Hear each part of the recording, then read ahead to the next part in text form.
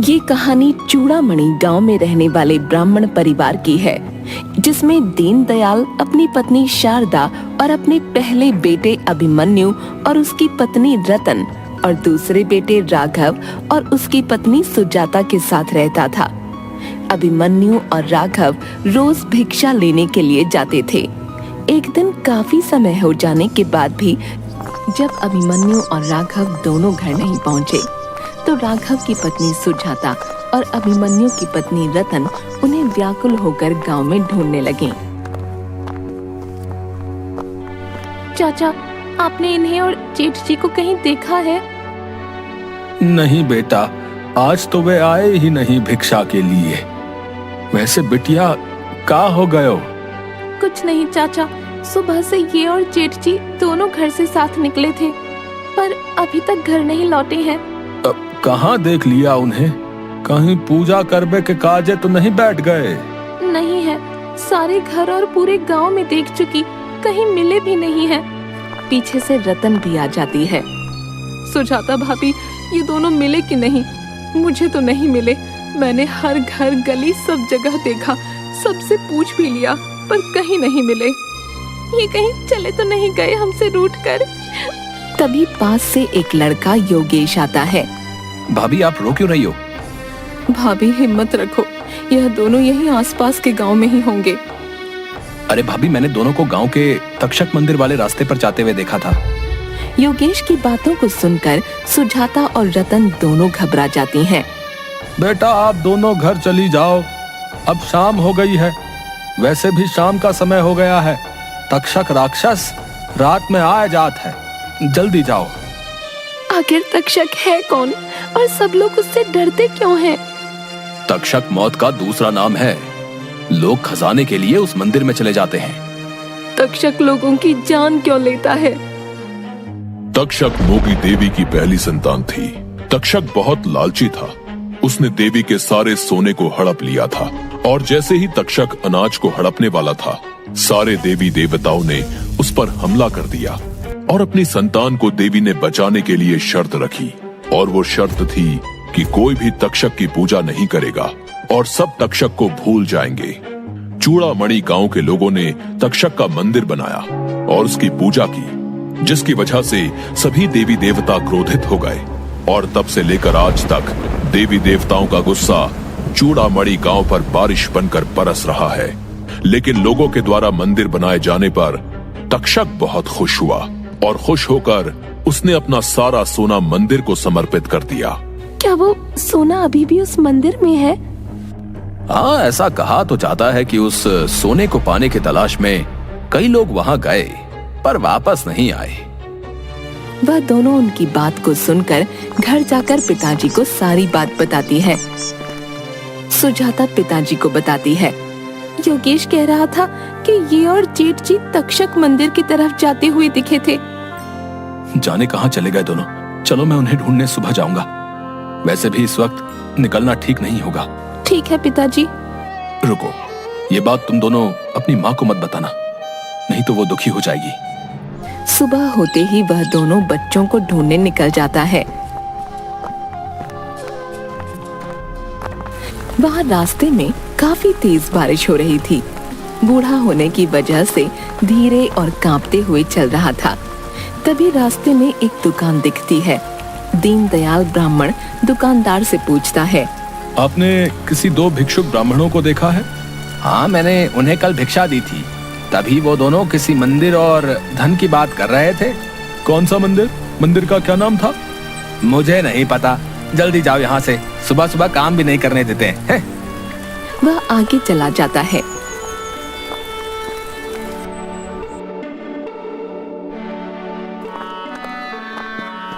वह पूछते पूछते वही आदमी और औरत के घर पहुंचते हैं, जिन्होंने दोनों ब्राह्मण भिक्षुक को वह मंदिर के बारे में बताया था।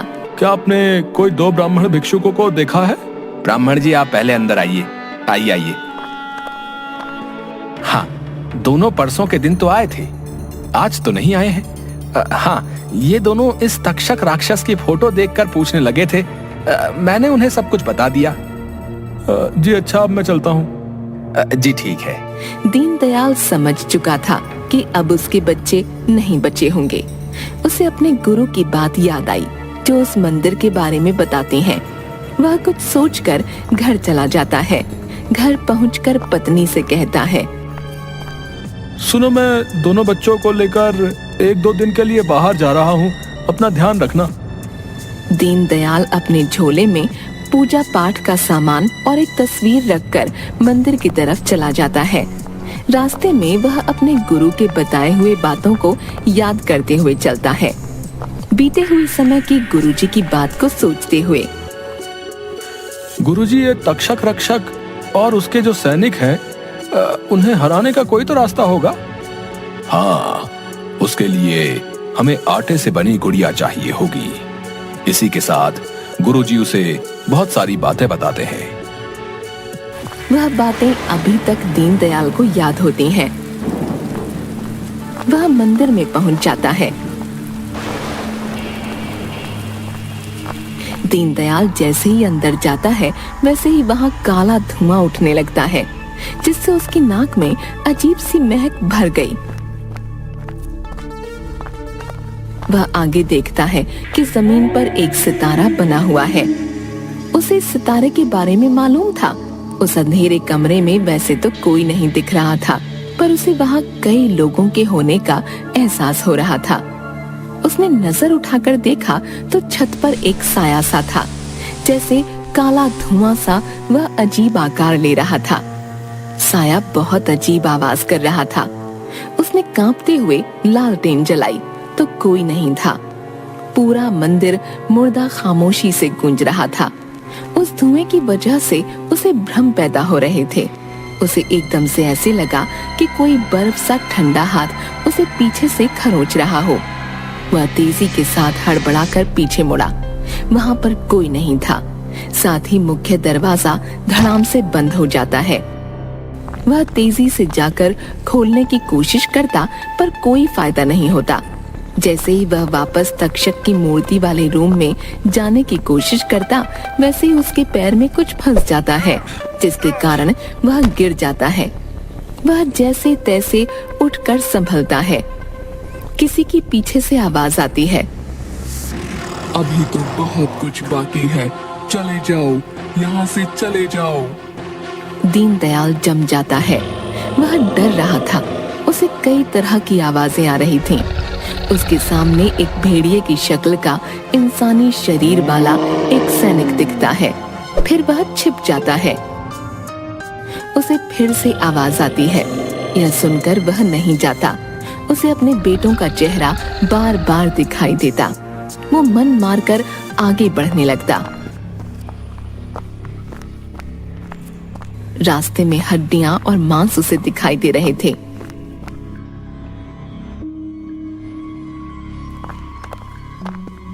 जब वह आगे चला तो उसके पैरों के नीचे बहुत सारे पत्ते थे। वह समझ नहीं पा रहा था कि बंद कमरों में इतने सारे पत्ते कहां से आ गए थे। शाम होने के कारण वह लालटेन जला लेता है। तभी वह देखता है कि लालटेन की मध्यम रोशनी में तक्षक की मूर्ति दिख रही थी। उस रोशनी में उस मूर्ति का चेहरा साफ दिख रहा था। ऐसा लग रहा था कि वह मुस्कुरा रहा हो। वह यह नजारा देखकर डर रहा था और अफसोस कर रहा था। उसे गुरुजी की बातें याद आईं कि इस आटे की गुड़िया को तक्षक के पास जो सोने की मुहर है, उसे इस पर लगाकर उस सितारे वाले गोले में रखना है। उसे किसी भी तरह येती वाले सितारे के गोले में सोने की मुहर के साथ इस आटे की गुड़िया को वहां तक पहुंचाना था। जैसे ही वह सिक्के को निकालता है और गुड़िया पर लगाता है, वैसे ही तक्षक मूर्ति तक्षक में बदल जाती है। इससे बचने के लिए दीनदयाल मोंगी देवी की तस्वीर तक्षक के सामने कर देता है, जिसके कारण तक्षक कमजोर होने लगता है। उसके हाथ से सिक्का नीचे गिर जाता है। दीनदयाल सिक्का उठाकर भागने लगता है। उसे पकड़ने के लिए सैनिक मानव शरीर पर भेड़िए के चेहरे वाले उसके पीछे लग जाते हैं। जैसे ही सारे सैनिक उसके पीछे आते हैं, वह उसकी थैली में से दूसरी आटे की गुड़िया निकालकर सैनिकों के सामने फेंक देता है। उस अनाज की गुड़िया को वो खाने लगते हैं। साथ ही वह कुछ अन्न के दाने मंत्र पढ़कर सैनिकों पर फेंक देता है। ओम फट एम भाबर भुगी भागनी भागोदरी ओम फट स्वाहा। ओम फट एम भागर भुगी भगनी भागोदरी ओम फट स्वाहा। इसके बाद वह फिर से छुपकर सैनिकों को देखता है तो उन्हें कुछ नहीं होता। तक्षक से बचकर उस सितारे वाले घेरे के पास जाने लगता है। तक्षक जादू से उसके बच्चों की आवाज में बोलने लगता है, पिताजी हमें बचा लो, पिताजी हमें बचा लो, पिताजी हमें बचा लो। यह सुनकर दीनदयाल बैठकर रोने लगता है।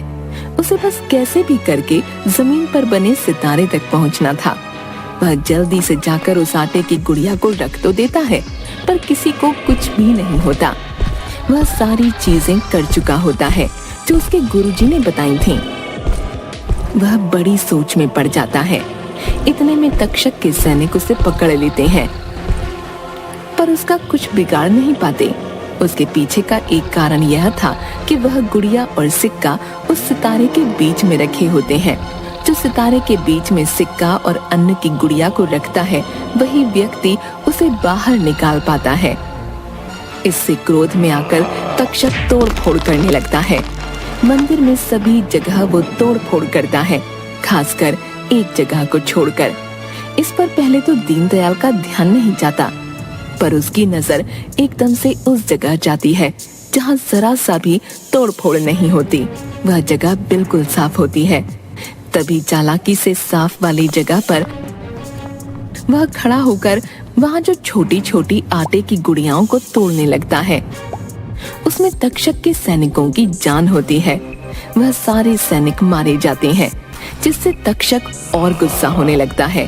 जिसके बाद वह दीनदयाल को मारने के लिए हाथ उठाता है, पर उसे मार नहीं पाता, क्योंकि एक तो वह सिक्का और दूसरा यह खंभा जिससे दीनदयाल चिपका हुआ था। तभी वह मोंगा देवी का आह्वान करता है, जिससे वह देवी प्रकट हो जाती है। तभी दीनदयाल को गुरुजी की एक महत्वपूर्ण बात याद आती है। मोंगा देवी और तक्षक के बीच बात होने लगती है। इसी बीच दीनदयाल जाकर जिस जगह तक्षक की मूर्ति रखी हुई थी, उस जगह से तलवार निकाल लेता है। बेटा तक्षक, यह तुमने और तुम्हारी सेना ने कितने बेकसूरों को मारा है, इसके लिए मैं तुम्हें माफ नहीं करूंगी।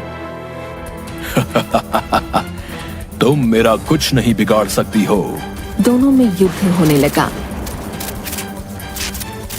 इसी बीच दीनदयाल उस तलवार से उस गुड़िया और उस सिक्के के 2 टुकड़े कर देता है, जिससे तक्षक की हार हो जाती है।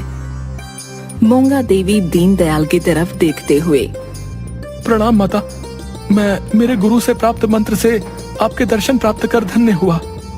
बेटा, तुमने मेरा आह्वान कर, मेरी भक्ति कर मुझे प्रसन्न किया। मेरे पुत्र को इस राक्षस योनि से मेरे द्वारा मुक्त करवाया है। साथ ही इस गांव को देवी देवताओं के श्राप से मुक्त करवा दिया है। बताओ तुम्हें क्या चाहिए? आपके दर्शन प्राप्त कर धन्य हुआ। माँ, मुझे मेरे दोनों बच्चे वापस दे दीजिए। मैं उनके बिना नहीं जी सकता। साथ ही इस धन को भी आप वापस अपने साथ ले जाइए। इतना कहकर दीनदयाल चुप होकर आंखें बंद कर लेता है। तथास्तु, सुखी रहो और धन्य धान से फलो और फूलो। इतना कहते ही दीनदयाल आंखें खोलता है और पाता है कि वह मंदिर के बाहर खड़ा है और लोग जो उस धन के लालच में अंदर मारे गए थे, वह सभी जीवित होकर वापस बाहर आने लगे थे। उनमें उसके दोनों बेटे अभिमन्यु और राघव भी आते हुए दिखते हैं। दोनों पिता को गले लगाते हैं। मुझे माफ कर दीजिए पिताजी, मैं पैसों के लालच में आ गया था, जिसके कारण ये सब हुआ। अब मैं कभी लालच नहीं करूंगा। कोई बात नहीं बेटा, चलो अब घर चलते हैं। माँ तुम्हारा रास्ता देख रही होगी। तीनों मिलकर अपने घर चले जाते हैं। घर पहुंचने के बाद वो देखते हैं कि वहाँ झोपड़ी की जगह एक हवेली बनी हुई थी। दीनदयाल देखता है कि उसमें से उसकी पत्नी व दोनों बहुएं आती हैं। ये क्या है? हमारा घर कहाँ है? यह देवी के चमत्कार से हुआ है। दीनदयाल को उस मंदिर के अंदर के माता के आशीर्वाद की बात याद आती है और सभी खुशी खुशी रहने लगते हैं।